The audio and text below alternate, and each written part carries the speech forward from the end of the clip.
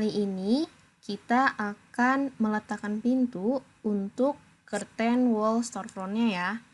Jadi dia caranya cukup berbeda. Kalau misalnya biasa yang kita lakukan untuk penempatan pintu adalah open door, lalu kita placement. Kalau untuk yang bagian curtain wall ini caranya berbeda. Oke. Nah, sebelumnya kita harus load dulu family untuk pintu storefront-nya. Nah, untuk yang pintu storefront, kita harus opennya melalui insert ya, lalu load family. Kenapa kita nggak melakukannya di bagian door? Karena nanti pasti error. Si Revit tidak membaca curtain wall door-nya sebagai family dari pintu. Dia membacanya sebagai family dari curtain wall. Seperti ini ya. Jadi kalau misalnya tadi saya masuknya ke door, lalu saya load family, untuk bagian curtain wall double storefront-nya, saya open, dia tidak akan membaca. Seperti ini, cannot load family files-nya. Jadi, caranya kalau kita mau load, itu kita masuknya di tab insert. Masuk tab insert, lalu pilih di sini load family. Load family, lalu kita pilih curtain wall double storefront-nya, lalu kita open. Nah, jika tidak terjadi apa-apa, itu tidak masalah, tapi Revit sudah membaca atau mengimport family curtain wall-nya ke dalam project. Nah, lalu sekarang kita mau placement dulu untuk pintunya. Yang pertama, kita bisa hapus dulu untuk bagian mullion yang di tengah ya. Jadi, kita hapus, tapi jangan lupa untuk kita klik dulu pin-nya. Jadi, kita unpin seperti ini. Kenapa? Karena ketika dia masih di pin, ini nggak bisa kita delete ya, jadi mau saya hapus itu nggak bisa. Jadi kita klik dulu unpin-nya, baru kita delete seperti ini. Nah, mullionnya sudah hilang.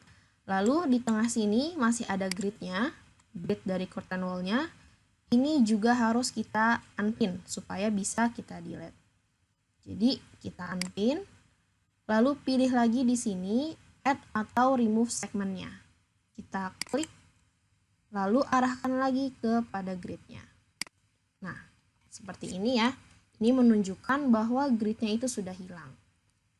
Nah, sekarang kalau misalnya kita mau mengganti ini kacanya sebagai pintu, kita tinggal arahkan aja ke dalam objeknya. Kita pilih bagian kaca curtain wall-nya.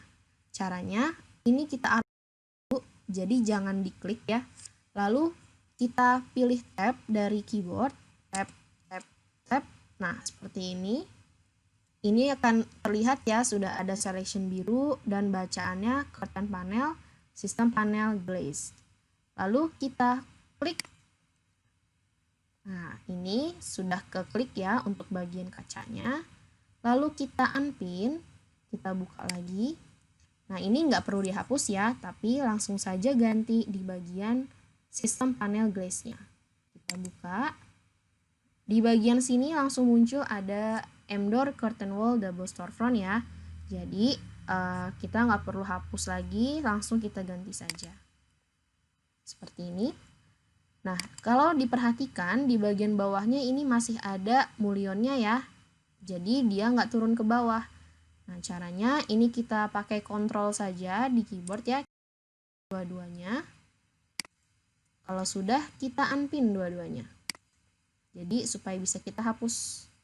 Lalu, kita delete. Nah, dia akan turun seperti ini. Nah, untuk gagangnya, kenapa tidak terlihat? Karena detail levelnya masih di medium ya. Jadi, coba diganti detail levelnya ke fine.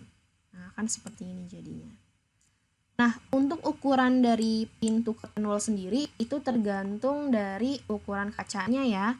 Jadi, kalau misalnya ini saya klik, lalu saya edit type.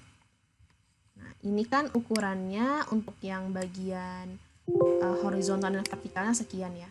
Coba kalau misalnya horizontalnya saya ganti, misalnya di angka 2000, saya apply, nanti otomatis semua ukurannya akan berubah. Jadi kita tidak bisa custom seperti di edit type. Semuanya itu tergantung dari ukuran curtain wall-nya ya. Contoh, misalnya ini saya kecilkan. Nah, jadi otomatis dia akan mengikuti. Seperti ini ya, dia akan mengikuti langsung. Nah, selebihnya itu tergantung dari curtain wall-nya sendiri. Oke. Kurang lebihnya seperti itu. Terima kasih.